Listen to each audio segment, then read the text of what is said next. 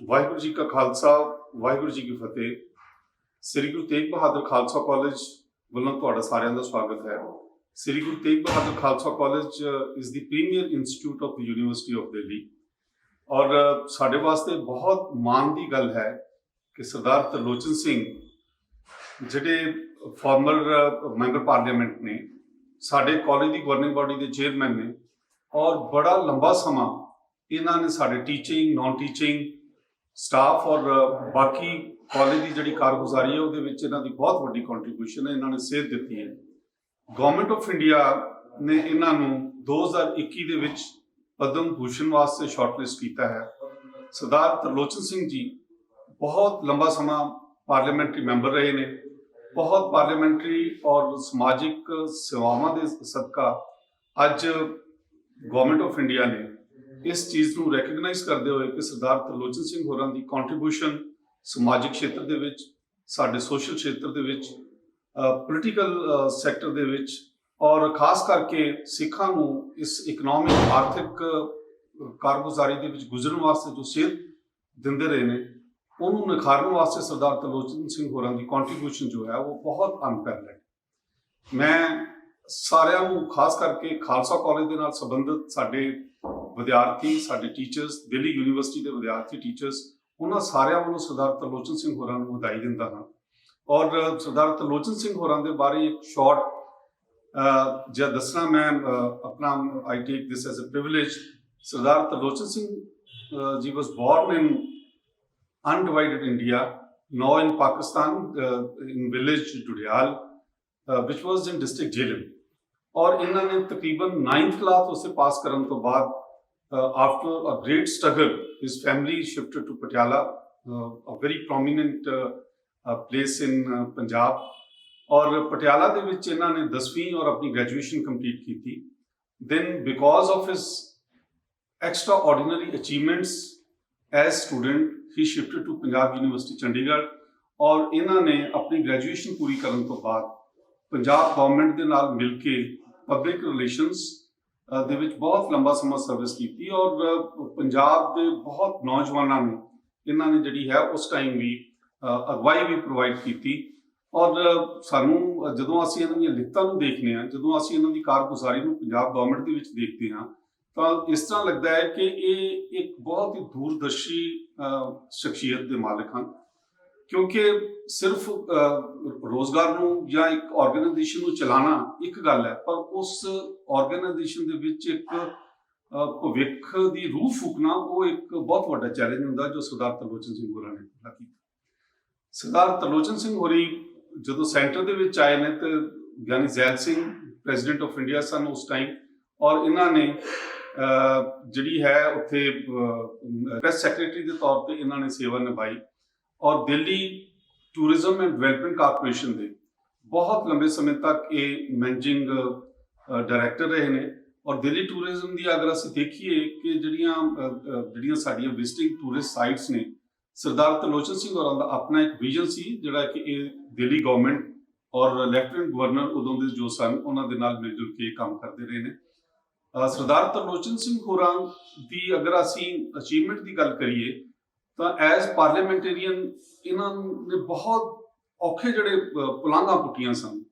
ਖਾਸ ਕਰਕੇ 1947 ਤੋਂ ਬਾਅਦ ਉਜੜ ਕੇ ਜੋ ਲੋਕ ਆਏ ਸਨ ਉਹਨਾਂ ਦੇ ਮੁੜ ਵਸੇਬੇ ਦੇ ਵਿੱਚ ਕੁਝ ਉਚਰੇ ਨੇ ਔਰ 1984 ਦੇ ਦੰਗਿਆਂ ਤੋਂ ਬਾਅਦ ਸਿੱਖਾਂ ਦੇ ਵਾਸਤੇ ਇੱਕ ਬਹੁਤ ਵੱਡਾ ਇਹ ਚੈਲੰਜ ਸੀ, ਇੱਕ ਬਹੁਤ ਵੱਡੀ ਚੁਣੌਤੀ ਸੀ ਕਿ ਅਸੀਂ ਆਪਣੇ ਆਪ ਨੂੰ ਦੁਬਾਰਾ ਕਿਸ ਤਰੀਕੇ ਦੇ ਨਾਲ ਰੀਐਸਟੈਬਲਿਸ਼ ਕਰੀਏ।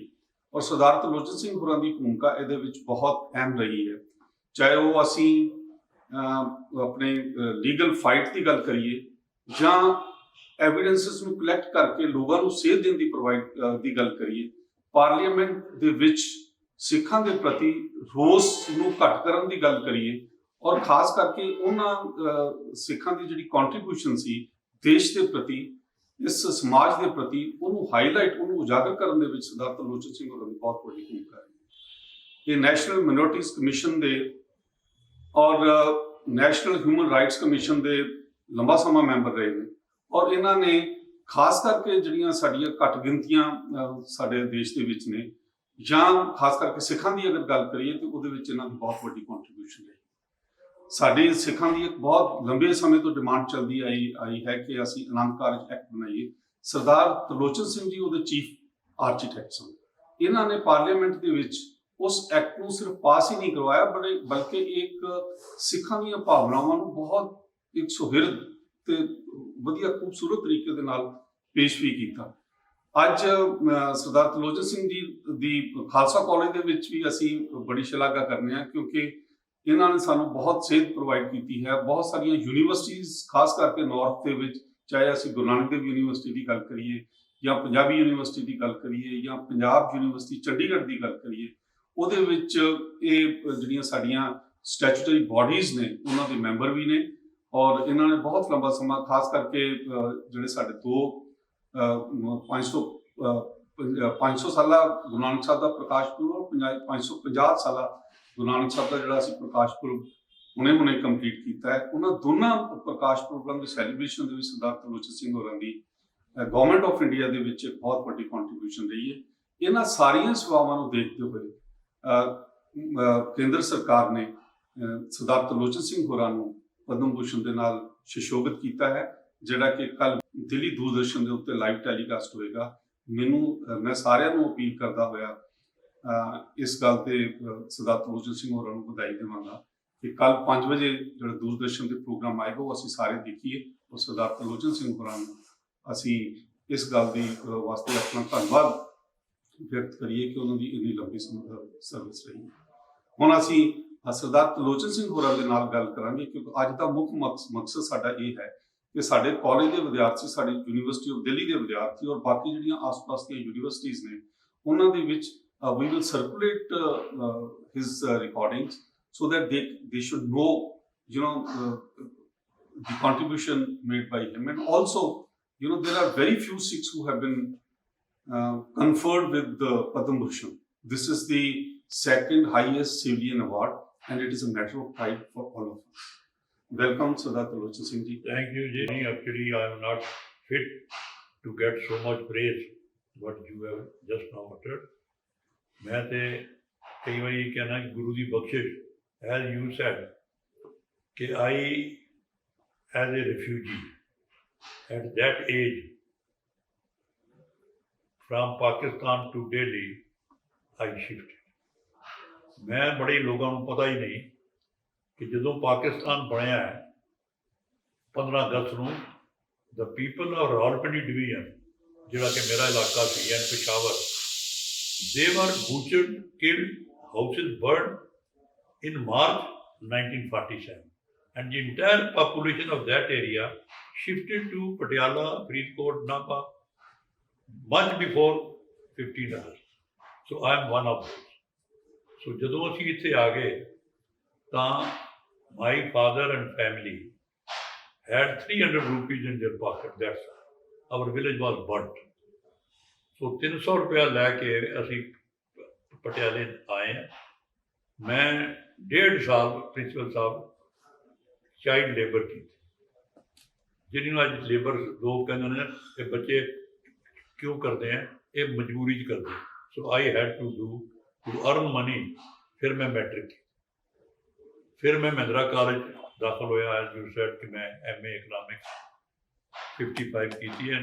But during my college days, I joined Sikh Student Federation, and during that time, there were many Sikh agitations I took part. I went to jail twice, thrice also.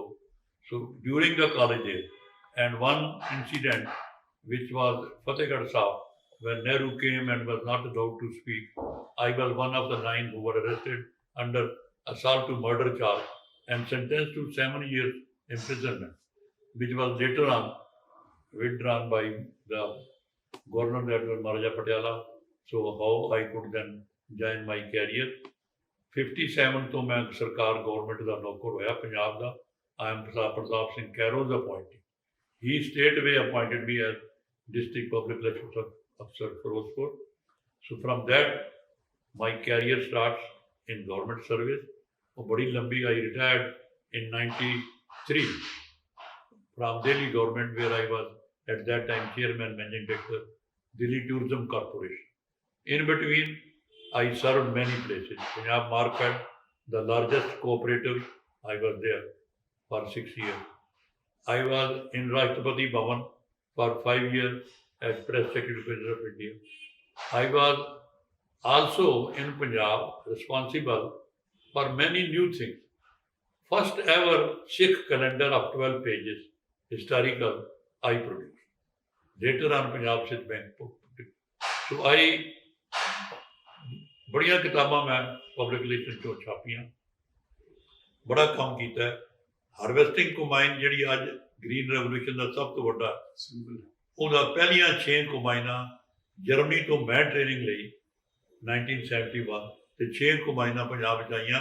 So you can give me that credit ਕਿ ਜਿਹੜੀ ਅੱਜ ਹਰ ਪਾਸੇ ਲੋਕ harvesting combine, ਉਦੋਂ ਸਿਰਫ 6 ਕੰਬਾਈਨਾਂ ਸਾਰੇ ਪੰਜਾਬ ਮੈਂ ਲੈ ਕੇ ਆਇਆ, ਔਰ ਮੈਂ ਟ੍ਰੇਨਿੰਗ ਲੈ ਕੇ ਆਇਆ।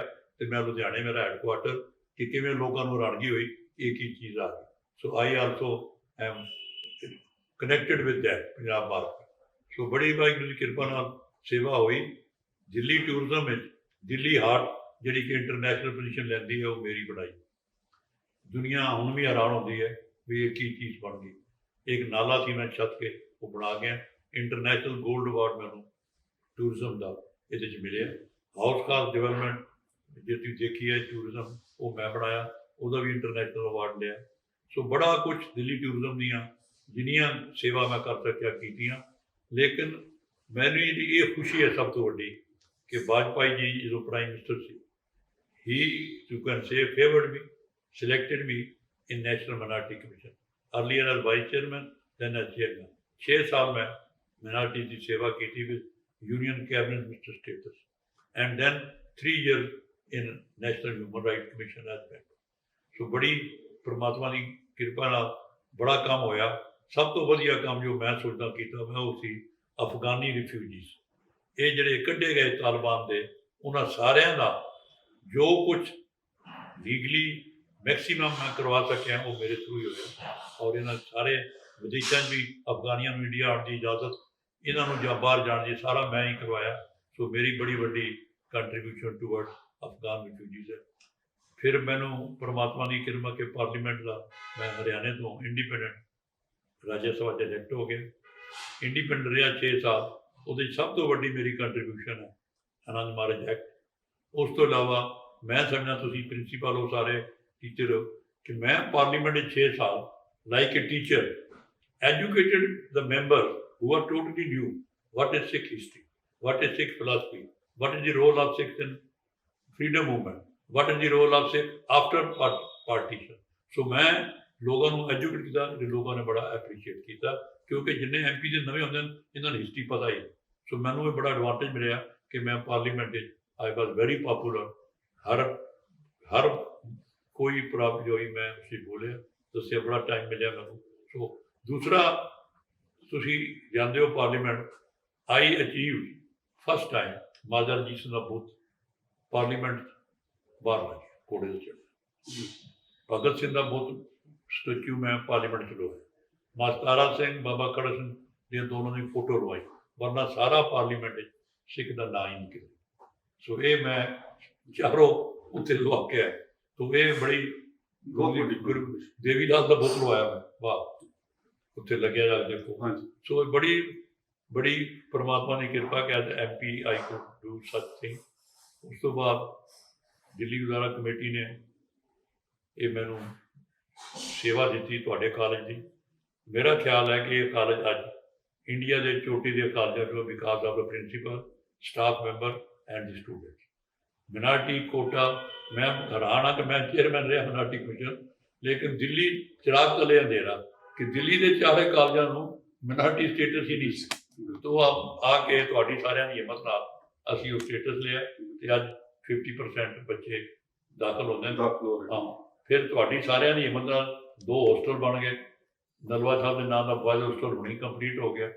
ਬੜਾ ਕੁਛ ਹੋਇਆ, ਲੇਕਿਨ ਸਭ ਤੋਂ ਚੰਗੀ ਸੇਵਾ ਤੁਹਾਡੀ ਜਿਹਨੇ ਕਾਲਜ ਨੂੰ ਅੱਜ ਇੰਡੀਆ 'ਚ ਰਿਕਗਨਾਈਜ਼ ਕੀਤਾ ਉਹ ਹੈ ਗੁਰੂ ਅੰਗਦ ਦੇਵ ਜੀ ਦੇ ਨਾਂ ਦਾ ਜਿਹੜਾ ਤੁਹਾਡਾ ਟੀਚਿੰਗ ਲਰਨਿੰਗ ਬਣਾਇਆ ਵੱਖਰਾ ਯੂਨਿਟ। ਤੇ ਜਿਵੇਂ ਤੁਸੀਂ ਅੱਜ ਇੰਡੀਆ ਭਰ ਦੇ ਜਿਹੜੇ ਲੈਕਚਰਰ ਨੂੰ ਰਿਫਰੈਸ਼ਰ ਕੋਰਸ ਦਿੰਦੇ ਹੋ ਕੈਮਿਸਟਰੀ ਦਾ, ਹੋਰ ਬਹੁਤ ਵੱਡੀ ਕੰਟਰੀਬਿਊਸ਼ਨ ਇਸ ਕਾਲਜ ਦੀ। ਤਾਂ ਮੈਂ ਸਮਝਦਾ ਕਿ ਇਹ ਖਾਲਸਾ ਕਾਲਜ ਜਿਹੜਾ ਨਾ ਆਊਟਸਾਈਡ ਪੰਜਾਬ ਸਾਡਾ ਇੱਕ ਫਲੈਗ ਪੋਸਟ ਸਿੱਖਾਂ। ਬੜੀ ਵੱਡੀ ਗੱਲ ਹੈ ਕਿ ਕਾਲਜ ਤਾਂ ਬੜੇ ਬਣੇ ਆ ਇੰਡੀਆ 'ਚ, ਲੇਕਿਨ ਜਿਹੜਾ ਖਾਲਸਾ ਕਾਲਜ ਗੁਰੂ ਤੇਗ ਬਹਾਦਰ ਦਿੱਲੀ ਹੈ, ਇਹ ਬੜੀ ਪਰਮਾਤਮਾ ਦੀ ਕਿਰਪਾ ਨਾਲ ਅੱਜ ਸਾਰੇ ਇੰਡੀਆ 'ਚ ਇਕੱਲੇ ਖਾਲਸਾ ਨਹੀਂ, ਗੁਰੂ ਤੇਗ ਬਹਾਦਰ ਕਿਉਂਕਿ ਸ਼ਤਾਬਦੀ ਮਨਾ ਰਹੇ ਆ, ਉਹਨਾਂ ਬਾਰੇ ਵੀ ਇੰਟਰਨੈਸ਼ਨਲ ਫੰਕਸ਼ਨ ਕਰ ਕਰਕੇ ਤੁਸੀਂ ਇੰਨੀ ਸੇਵਾ ਕੀਤੀ ਹੈ ਕਿ ਜੋ ਰੀਅਲ ਆਫਟਰ ਗੁਰਦੁਆਰਾ ਕਮੇਟੀ ਨੇ ਕਾਲਜ ਕਿਉਂ ਬਣਾਇਆ, ਉਹ ਮੇਰੇ ਖਿਆਲ ਬਣਿਆ ਤਾਂ ਬਹੁਤ ਸਾਲ ਸੀ, ਲੇਕਿਨ ਇਹਦੀ ਜਿਹੜੀ ਪ੍ਰੋਪਰ ਮੈਂ ਸਮਝਣਾ ਮਾਫ ਗਲਤ ਨਾ ਹੋਵੇ ਯੂਟੀਲਾਈਜੇਸ਼ਨ ਤੇ ਗੁਰੂ ਦਾ ਕਿਰਪਾ ਉਹ ਤੁਹਾਡੇ ਲੋਕਾਂ ਦੀ ਹਿੰਮਤ ਦਾ ਹੋਵੇ ਕਿ ਅੱਜ ਸਾਰੀ ਦੁਨੀਆ 'ਚ ਕਿਧਰੇ ਜਾਓ, ਕਿ ਕੈਨੇਡਾ ਵੀ ਜਾਓ, ਕਿ ਇੰਗਲੈਂਡ ਜਾਓ, ਗੁਰੂ ਤੇਗ ਬਹਾਦਰ, ਗੁਰੂ ਤੇਗ ਬਹਾਦਰ ਬਹੁਤ ਵੱਡੀ ਗੱਲ ਹੈ। तो मैं ਭਾਰਤ ਸਰਕਾਰ ਦਾ, ਮੋਦੀ ਜੀ ਦਾ, ਅਮਿਤ ਸ਼ਾਹ ਜਿਨ੍ਹਾਂ ਨੇ ਸ਼ਾਇਦ ਕਿਵੇਂ ਮੈਨੂੰ ਚੁਣਿਆ ਕਿ ਮੈਨੂੰ ਪਦਮ ਭੂਸ਼ਣ ਦਾ ਅਵਾਰਡ ਦਿੱਤਾ, ਜਿਹੜਾ ਕਿ ਕੱਲ੍ਹ 9 ਨਵੰਬਰ 5 ਵਜੇ ਰਾਸ਼ਟਰਪਤੀ ਭਵਨ ਹੋਏਗਾ। ਬਹੁਤ ਪਰਮਾਤਮਾ ਦੀ ਕਿਰਪਾ ਕਿ at this age I am getting this recognition for becoming more humble, becoming still more active to serve, और जो गुरु देगा बहुत बहुत सर्व किया जाए। जिन्ने स्टूडेंट्स हैं खास करके साढ़े college is up to them now कि किन्ना तुसी बच्चों हुण तो असी जिहड़ा कोई IAS बनना चाहे उहदे लई असी फुल ग्रांट सैंक्शन कीती है। एनी वन ऑफ अगर साडा स्टूडेंट कोई IAS उहदे सारा ट्रेनिंग का खर्चा ਅਸੀਂ ਦੇਣ ਨੂੰ ਤਿਆਰ ਹਾਂ। ਵੱਧ ਤੋਂ ਵੱਧ ਬੱਚੇ ਹੋਰ ਕਿਧਰੇ ਜਾਣਾ ਚਾਹਣ ਬਾਹਰ ਕੁਆਲੀਫਿਕੇਸ਼ਨ ਉਹਨਾਂ ਨੂੰ ਮਦਦ ਦੇਣ ਨੂੰ ਤਿਆਰ ਹਾਂ। ਅੱਜ ਵੀ ਇੱਕ ਬੱਚੇ ਨੂੰ ਹੱਥ ਪਠਾਈ ਸਾਥੀ ਸੋ ਇਹ ਅੱਜ ਅਸੀਂ ਬੜੇ ਚਾਹੁੰਦੇ ਹਾਂ ਕਿ ਸਾਡੇ ਕਾਲਜ ਦੇ ਬੱਚੇ ਸ਼ਾਈਨ ਕਰਨ ਔਰ ਵੱਧ ਤੋਂ ਵੱਧ ਵਰਲਡ ਵਾਈਡ ਸਾਡਾ ਇਹਨਾਂ ਦਾ ਨਾਂ ਹੋਵੇ। ਔਰ ਗੁਰੂ ਤੇਗ ਬਹਾਦਰ ਸਾਹਿਬ ਨੇ ਲਿਖਿਆ ਘਰ ਨਾਉ ਨਿਧ ਆਵੇ ਤਾਂ ਜੋ ਗੁਰੂ ਤੇਗ ਬਹਾਦਰ ਨਾਂ ਲਵੇ ਉਹਦੇ ਘਰ ਨਾਉ ਨਿਧੀਆਂ ਤਤਸਨੀ। ਸੋ ਜਿਹੜਾ ਇਹ ਵਰਲਡ ਦਾ ਇਹ ਦੋ ਨਾਂ ਹੈ ਕਿ ਖੁਸ਼ੀਆਂ ਔਰ ਸਾਰੀ ਦੌਲਤ ਤੁਹਾਡੇ ਘਰ ਆਉਂਦੀ ਹੈ ਜੇ ਗੁਰੂ ਤੇਗ ਬਹਾਦਰ ਨੂੰ ਤੁਸੀਂ ਸਿਰ ਲਾਉਂਦੇ ਹੋ। ਤਾਂ ਮੈਂ ਸਮਝਦਾ ਜਿੰਨੇ ਕਾਲਜ ਦੇ ਇਹ ਸੋਚ ਕੇ ਨਾਲ ਕਿ ਗੁਰੂ ਤੇਗ ਬਹਾਦਰ ਤੁਹਾਨੂੰ ਰੋਜ਼ ਕਹੋ ਤਾਂ ਕਿ ਤੁਹਾਨੂੰ ਵੀ ਇਹਦਾ ਫੁੱਲ ਬੈਨੀਫਿਟ ਮਿਲੇ। ਮੈਂ ਬਹੁਤ ਧੰਨਵਾਦੀ ਹਾਂ ਕਾਲਜ ਦੇ ਮੇਰੇ ਬੋਰਡ ਦੇ ਕੁਲੀਗ ਦਾ, ਦਿੱਲੀ ਗੁਰਦੁਆਰਾ ਕਮੇਟੀ ਦਾ, ਪੰਜਾਬ ਦਿੱਲੀ ਯੂਨੀਵਰਸਿਟੀ ਦਾ, ਖਾਸ ਕਰਕੇ ਜਸਵਿੰਦਰ ਸਿੰਘ ਪ੍ਰਿੰਸੀਪਲ, ਬਾਕੀ ਸਾਰੇ ਇਹਨਾਂ ਦੇ ਕੁਲੀਗ ਦਾ ਕਿ ਸਾਰੇ ਤੁਸੀਂ ਆਪਾਂ ਟੈਨਸ਼ਨ ਫਰੀ किसी प्रॉब्लम तो फ्री कॉलेज की एडमिनिस्ट्रेशन चला के वाहेगुरू। Thank you. बहुत बहुत मेहरबानी सरदार त्रिलोचन सिंह जी ਤੁਹਾਡੇ ਇਹਨਾਂ ਸ਼ਬਦਾਂ ਵਾਸਤੇ। ਹੁਣ ਸਾਰਾ ਅਸੀਂ ਬਿਲਕੁਲ ਵਾਹਿਗੁਰੂ ਜੀ ਕਾ ਖਾਲਸਾ ਵਾਹਿਗੁਰੂ ਜੀ ਕੀ ਫਤਿਹ। ਅੱਜ ਬਹੁਤ ਹੀ ਸੁਭਾਗਾ ਦਿਨ ਹੈਗਾ ਕਿ ਜਿਸ ਵਿੱਚ ਅਸੀਂ ਸਰਦਾਰ ਤਰਲੋਚਨ ਸਿੰਘ ਜੀ ਜਿਹੜੇ ਕਿ ਪਿਛਲੇ 60 ਸਾਲ ਤੋਂ ਲਗਾਤਾਰ ਹਿੰਦੁਸਤਾਨ ਭਾਰਤ ਦੀ ਤੇ ਪੰਜਾਬੀਅਤ ਦੀ ਸੇਵਾ ਵਿੱਚ ਲਗਾਤਾਰ ਆਪਣਾ ਸਹਿਯੋਗ ਦਿੰਦੇ ਆ ਰਹੇ ਨੇ। ਔਰ ਇਹਨਾਂ ਦੇ ਸਹਿਯੋਗ ਨੂੰ ਔਰ ਇਹਨਾਂ ਦੀਆਂ ਸੇਵਾਵਾਂ ਨੂੰ ਧਿਆਨ 'ਚ ਰੱਖਦੇ ਹੋਏ ਭਾਰਤ ਸਰਕਾਰ ਨੇ ਆਪ ਜੀ ਨੂੰ ਪਦਮ ਵਿਭੂਸ਼ਣ ਵਾਸਤੇ ਚੁਣਿਆ, ਜਿਹੜਾ ਕਿ ਸਾਡੇ ਲਈ ਬੜੇ ਫਖਰ ਵਾਲੀ ਗੱਲ ਹੈਗੀ ਆ।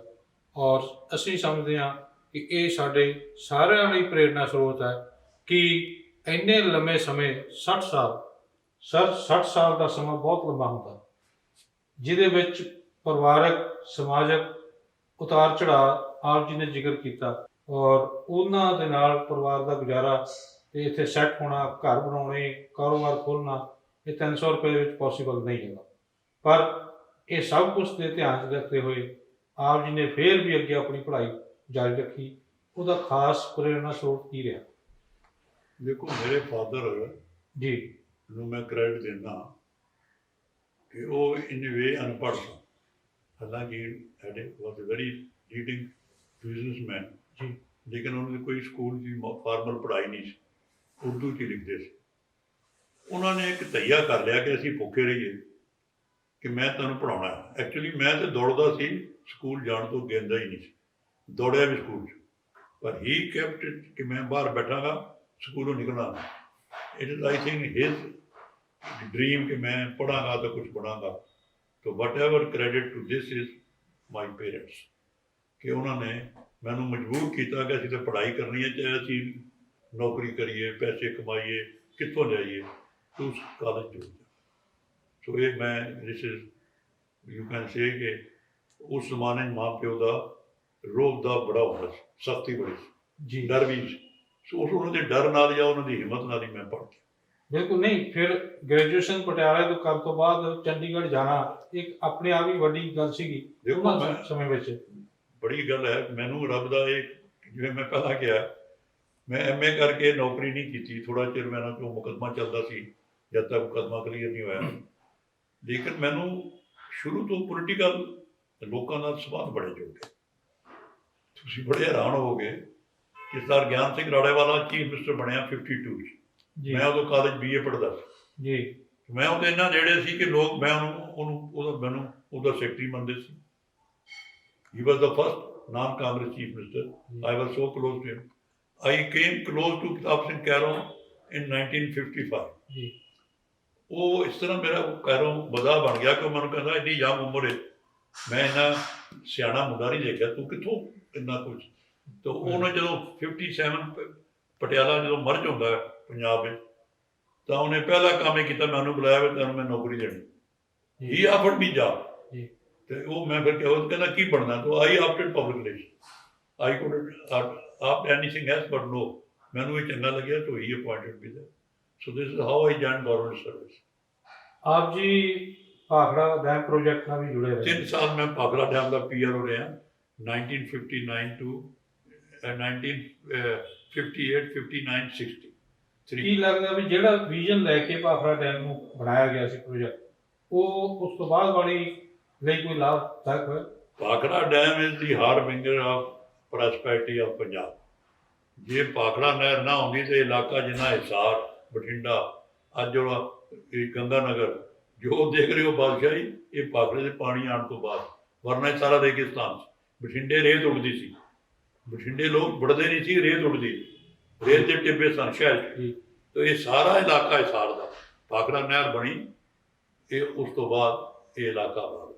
ਬਿਜਲੀ ਆਈ ਭਾਖੜਾ ਡੈਮ ਦੀ, ਤੇ ਸਾਰਾ ਪੰਜਾਬ ਜਿਹੜਾ ਮੁੜ ਕੇ ਇੰਡਸਟਰੀਲਾਈਜ਼ ਹੋਇਆ। ਸੋ ਭਾਖੜਾ ਡੈਮ ਜਿਹੜਾ ਇਹ ਬਹੁਤ ਵੱਡਾ, ਵੈਸੇ ਪਲਾਨ ਤਾਂ ਕਰ ਗਏ ਸੀ ਅੰਗਰੇਜ਼।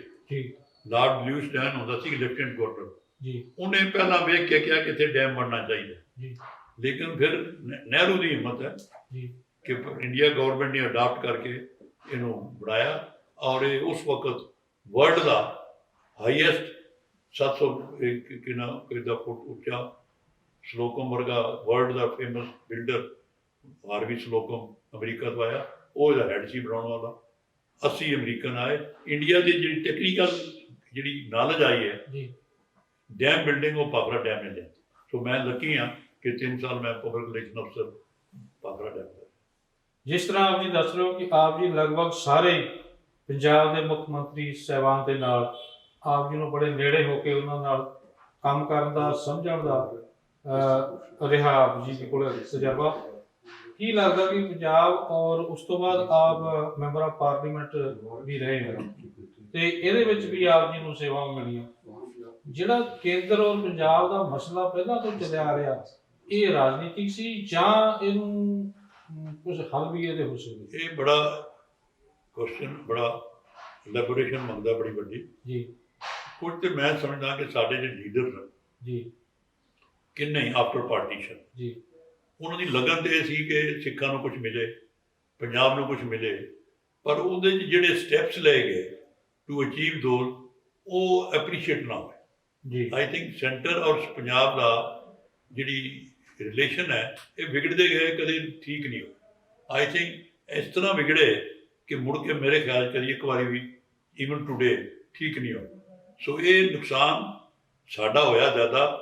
ਅਸੀਂ ਅਕਿਊਜ਼ ਸੈਂਟਰ ਨੂੰ ਕਰਦੇ ਹਾਂ ਕਿ ਠੀਕ ਹੈ, ਸੈਂਟਰ ਦੀਆਂ ਸਰਟਨ ਪਾਲਿਸੀ ਸਾਡੇ ਚੰਗੀਆਂ ਨਹੀਂ, ਜੀ ਲੇਕਿਨ ਅਸੀਂ ਆਫਟਰ ਆਲ ਇੱਕ ਸਮਝੀਏ ਮਿਨਾਰਿਟੀ ਵਾਲਿਆਂ ਨੂੰ, ਤੇ ਖਾਸ ਕਰਕੇ ਜਿਹੜੇ ਬੈਕਵਰਡਨੈਸ ਹੋਵੇ, ਉਹਨਾਂ ਨੂੰ ਲੋੜ ਹੈ ਕਿ ਅਸੀਂ ਬੈਨੀਫਿਟ ਲਈਏ। ਔਰ ਬੈਨੀਫਿਟ ਲੈਣ ਦੇ ਤਰੀਕੇ ਕਨਸਟੀਟਿਊਸ਼ਨਲ ਬੜੇ ਹੁੰਦੇ। ਅਸੀਂ ਕਨਸਟੀਟਿਊਸ਼ਨ ਘੱਟ ਅਡਾਪਟ ਕੀਤੇ, ਕਨਫਰੰਟੇਸ਼ਨਲ ਜ਼ਿਆਦਾ ਹੋਏ, ਜੀ ਐਜੀਟੇਸ਼ਨਾਂ, ਜੇਲ੍ਹ ਜਾਣਾ, ਗੋਲੀ ਚੱਲਣੀ, ਲਾਠੀ, ਅਸੀਂ ਬਹੁਤਾ ਉਹਦੇ 'ਚ ਲੱਗੇ ਰਹੇ। ਜੀ ਉਹਦਾ ਸਾਨੂੰ ਅਖੀਰ ਬੜੀ ਸਭ ਤੋਂ ਮਾੜੀ ਘਟਨਾ ਬਲੂ ਸਟਾਰ ਹੋਈ। ਜੀ ਇਦੋਂ ਵੱਡੀ ਨਿੰਦਣ ਵਾਲੀ ਜਾਂ ਐਂਟੀ ਸਾਡੇ ਗੱਲ ਨਹੀਂ ਹੋ ਸਕਦੀ ਕਿ ਅਕਾਲ ਤਖਤ ਤੇ ਜੀ ਫੌਜ ਨੇ ਆ ਘਟਾਇਆ। ਜੀ ਸੋ ਇਹ ਮਤਲਬ ਕਿ ਸਾਰੀਆਂ ਸਿਚੁਏਸ਼ਨ ਨੂੰ ਕਦੇ ਵਾਚ ਕਰੀਏ, ਨੁਕਸਾਨ ਸਾਡਾ ਬਹੁਤ ਹੋਇਆ। ਇਸੇ ਨਾਲ ਜੁੜਦੀ ਜੀ, ਇਹ ਮੰਨਿਆ ਜਾ ਰਿਹਾ ਹੈਗਾ ਕਿ ਹਿੰਦੁਸਤਾਨ ਦੀ ਆਜ਼ਾਦੀ ਦੇ ਵਿੱਚ ਸਿੱਖਾਂ ਦਾ ਬੜਾ ਵੱਡਾ ਰੋਲ ਰਿਹਾ, ਭੂਮਿਕਾ ਰਹੀ ਹੈ, ਔਰ ਇਹ ਵਿਸ਼ਵਾਸ ਸੀਗਾ ਕਿ ਇਹ ਸਾਡੀ ਜਿਹੜੇ ਹਿੰਦੁਸਤਾਨ ਹੈ ਸਾਡਾ ਆਪਣਾ ਹੀ ਹੈ, ਔਰ ਇਹ ਸਰਕਾਰ ਜਿਹੜੀ ਹੈਗੀ ਆ ਇਹ ਸਾਡੇ ਤੇ ਅਟੈਕ ਇਸ ਤਰ੍ਹਾਂ ਨਹੀਂ ਕਰੇਗੀ। ਪਰ ਆਪ ਜੀ ਉਸ ਸਮੇਂ ਰਾਸ਼ਟਰਪਤੀ ਭਵਨ ਵਿੱਚ ਸੀਗੇ ਤੇ ਗਿਆਨੀ ਜੈਲ ਸਿੰਘ ਜੀ ਰਾਸ਼ਟਰਪਤੀ ਸਨ। ਕੀ ਇਹ ਲੱਗਦਾ ਕਿ ਉਹ ਮਸਲਾ ਹੱਲ ਹੋ ਸਕਦਾ ਸੀਗਾ ਜੇ ਅਟੈਕ ਨਾ ਨਹੀਂ ਇਹ ਹੁਣ ਕਿਉਂਕਿ ਕਈ ਗੱਲਾਂ ਹੁਣ ਹਿਪੋਥੈਟੀਕਲ ਹੈ ਵੀ ਆਪਾਂ ਕਰੇ, ਲੇਕਿਨ ਗੱਲ ਇੱਕ ਬੜੀ ਕਲੀਅਰ ਹੈ ਕਿ Indira Gandhi sole responsible for blue star golden temple attack, ਉਹਦਾ ਇੱਕ ਮਨ ਬਣ ਚੁੱਕਿਆ ਸੀ। She couldn't tolerate Akali, she couldn't tolerate ਕਿ ਮੇਰੇ ਮੁਕਾਬਲੇ 'ਚ ਕੋਈ ਨਵਾਂ ਖੜਦਾ। ਉਹਦੀ ਜਿਹੜੀ ਹੱਟ ਧਰਮੀ ਹੈ, she never tried to negotiation ਸਿਰੇ ਚੜ੍ਹਦੀਆਂ ਉਹ ਤੋੜ ਦਿੰਦੀ। ਸੋ ਉਹ ਤਾਂ ਉਹ ਰਿਸਪਾਂਸੀਬਲ ਹੈ ਜੋ ਕਰ ਗਈ, ਉਹਦੀ ਸਜ਼ਾ ਵੀ ਉਹਨੂੰ ਮਿਲ ਗਈ। ਸੋ ਉਹ ਤਾਂ ਇੱਕ ਬੜਾ ਵੱਡਾ ਡਾਰਕ ਪੀਰੀਅਡ ਹੈ ਸਾਡਾ, ਮੁੜ ਕੇ ਰੱਬ ਨਾ ਕਰੇ। ਲੇਕਿਨ ਇੱਕ ਮੈਂ ਬੜਾ ਕਲੀਅਰ ਹਾਂ ਕਿ ਸਾਨੂੰ ਗਵਰਨਮੈਂਟ ਆਫ ਇੰਡੀਆ ਨਾਲ, ਮੈਜੋਰਟੀ ਕਮਿਊਨਿਟੀ ਨਾਲ ਗੱਲਬਾਤ ਕਰਕੇ ਡਾਊਟਸ ਦੂਰ ਕਰਨੇ ਚਾਹੀਦੇ ਆ। ਸਾਡੇ ਰਿਲੇਸ਼ਨ ਚੰਗੇ ਹੋਣ। ਪਾਰਲੀਮੈਂਟ ਦਾ ਜਿਹੜਾ ਸਿਸਟਮ ਹੈ, ਮੈਂ ਹੁਣ ਪਾਰਲੀਮੈਂਟ 'ਚ ਕੋਈ ਨਨ ਮੈਰਿਜ ਐਕਟ ਜਿਹੜੀ ਸਿੱਖ ਕਹਿੰਦੇ ਨੇ ਆਇਡੈਂਟੀ, ਇਸ ਤੋਂ ਵੱਡੀ ਆਇਡੈਂਟੀ ਕੀ ਹੋਵੇ, ਬਹੁਤ ਵੱਡੀ ਅਚੀਵਮੈਂਟ ਹੈ, ਲੇਕਿਨ ਉਹ ਯੂਨਾਨੀਮਸ ਕਰਾ ਲਿਆ। ਬਹੁਤ ਵੱਡੀ ਅਚੀਵਮੈਂਟ ਸਵਾਲ ਹੈ ਜਿਨ੍ਹਾਂ ਨੂੰ ਕਹਿੰਦੇ ਜੀ ਸਾਡੇ ਖਿਲਾਫ ਉਹਨਾਂ ਨੇ ਸਾਡੀ ਵੋਟ ਪਾਈ ਜੀ। ਸੋ ਇਹ ਗੱਲਾਂ ਸਾਡੀਆਂ ਸਾਰੀਆਂ ਲੋਕ ਦੇਣ ਨੂੰ ਤਿਆਰ ਹੈ। ਹੁਣ ਜਿੰਨੀਆਂ ਸ਼ਤਾਬਦੀਆਂ ਤੇ ਗੁਰੂ Tegh Bahadur Sahib, Guru Nanak Sahib, government of India ਨੇ ਕਿੰਨੀ ਮਦਦ ਕੀਤੀ, ਬਿਲਕੁਲ ਕੀਤੀ, ਇਤਨੀ ਗ੍ਰਾਂਟਾਂ ਮਿਲੀਆਂ ਕਿਸੇ ਹੋਰ ਧਰਮ ਨੂੰ ਨਹੀਂ ਮਿਲੀ। ਦੇਖੋ ਇਹ ਅਸੀਂ ਕਦੇ ਨੋਟ ਨਹੀਂ ਕਰਦੇ ਕਿ ਸਿਰਫ ਸਿੱਖ ਧਰਮ ਨੂੰ ਗ੍ਰਾਂਟ ਮਿਲੀ। ਗਵਰਨਮੈਂਟ ਆਫ ਇੰਡੀਆ ਦੀਆਂ ਇਸ ਤਰ੍ਹਾਂ ਦੇ ਗ੍ਰਾਂਟਾਂ, ਪਹਿਲੀ ਸਿੱਖ ਚੇਅਰ ਬਰਮਿੰਘਮ ਵਿੱਚ ਆਊਟਸਾਈਡ ਇੰਡੀਆ ਇਸ ਭਾਰਤ ਸਰਕਾਰ ਨੇ ਬਣਾਈ ਹੈ, ਬੜੀ ਵੱਡੀ ਕਈ ਬਹੁਤ ਅੱਛਾ ਕੁਝ ਹੋਇਆ। ਕਰਤਾਰਪੁਰ ਕਾਰੀਡੋਰ ਭਾਰਤ ਸਰਕਾਰ ਦਾ, ਕਿੰਨੀ ਵੱਡੀ ਇੰਟਰਨੈਸ਼ਨਲ ਫੇਮ ਸਾਨੂੰ ਮਿਲਿਆ। ਸੋ ਸਾਨੂੰ ਵੀ ਥੋੜਾ ਜਿਹਾ ਗੱਲਬਾਤ ਦਾ ਤਰੀਕਾ ਔਰ ਨੈਗੋਸੀਏਸ਼ਨ ਕਰਕੇ ਹੱਲ ਕਰਨ ਦਾ ਇਹਨੂੰ ਅਡਾਪਟ ਕਰਨਾ ਚਾਹੀਦਾ। ਇਸ ਕਰਕੇ ਕਿ ਪੰਜਾਬ ਇਸ ਵਿੱਚ ਜਿਵੇਂ ਤੁਸੀਂ ਕਿਹਾ ਇਕਨੋਮਿਕਲੀ ਬਹੁਤ ਪਿੱਛੇ ਚਲਾ ਗਿਆ। ਬੱਚੇ ਸਾਡੇ ਫਾਰਮ ਦੌੜ ਰਹੇ, 30 ਲੱਖ ਸਿੱਖ ਬਾਹਰ ਚਲਾ ਗਿਆ। ਤੋ ਇਸ ਕਰਕੇ ਸਾਨੂੰ ਲੋੜ ਹੈ ਕਿ ਨੈਗੋਸੀਏਸ਼ਨ, ਗੱਲ ਕਰਨ ਦੇ ਤਰੀਕਾ ਅਡਾਪਟ ਕਰੀਏ। ਕੋਰਟ ਹੈਗੀਆਂ, ਪਾਰਲੀਮੈਂਟ ਹੈਗੀ, ਸੀ ਲੜਾਈ ਝਗੜੇ ਕੱਟਣ। ਬਾਕੀ ਸਾਡੀਆਂ ਮੰਗਾਂ ਜ਼ਰੂਰ ਹਨ, ਉਹਨਾਂ ਮੰਗਾਂ ਲਈ ਤਰੀਕੇ ਬੜੇ ਹਾਊ ਟੂ ਡੂ ਉਹ ਕਰਨੇ। ਆਪ ਜੀ ਖਾਸ ਕਰਕੇ ਪੰਜਾਬ ਦੀਆਂ ਸਾਰੀਆਂ ਯੂਨੀਵਰਸਿਟੀਆਂ ਦੇ ਵਿੱਚ ਸੈਨੇਟ ਦੇ ਵਿੱਚ ਮੈਂਬਰ ਰਹੇ ਹੋ, ਐਕਟਿਵ ਰੋਲ ਰਿਹਾ ਆਪਣਾ, ਔਰ ਦਿੱਲੀ ਯੂਨੀਵਰਸਿਟੀ ਦੇ ਵਿੱਚ ਵੀ ਸ੍ਰੀ ਗੁਰੂ ਤੇਗ ਬਹਾਦਰ ਖਾਲਸਾ ਕਾਲਜ ਬਤੌਰ ਚੇਅਰਮੈਨ ਬਹੁਤ ਲੰਬੇ ਸਮੇਂ ਤੋਂ ਸੇਵਾਵਾਂ ਕਰਦੇ ਹੋ। ਕੀ ਲੱਗ ਰਿਹਾ ਕਿ ਸਾਡਾ ਜਿਹੜਾ ਅੱਜ ਦਾ ਯੂਥ ਆ ਉਹਦੇ ਮੁਤਾਬਕ ਜਿਹੜੀ ਸਿੱਖਿਆ ਪ੍ਰਣਾਲੀ ਹੈ ਉਹ ਠੀਕ ਹੈ ਜਾਂ ਇਹਦੇ 'ਚ ਹੋਰ ਕੁਝ ਸੁਧਾਰ ਦੀ ਲੋੜ ਹੈ? ਦੇਖੋ ਸਿੱਖਿਆ ਪ੍ਰਣਾਲੀ ਤੇ ਬੜਾ ਕੁਝ ਕਿਹਾ ਜਾ ਸਕਦਾ। ਮੈਂ ਤੇ ਇੱਕ ਗੱਲ ਦਾ ਬੜਾ ਸਰਟਨ ਹਾਂ, ਮੈਂ ਵੀ ਪੜ੍ਹਿਆ ਸਕੂਲਾਂ। ਸਾਡੇ ਵਕਤ ਡਿਵਿਨਿਟੀ ਪੀਰੀਅਡ ਦੀ ਇੰਪੋਰਟੈਂਸ ਹੁਣ ਉਹ ਖਤਮ ਹੀ ਹੋ ਗਏ।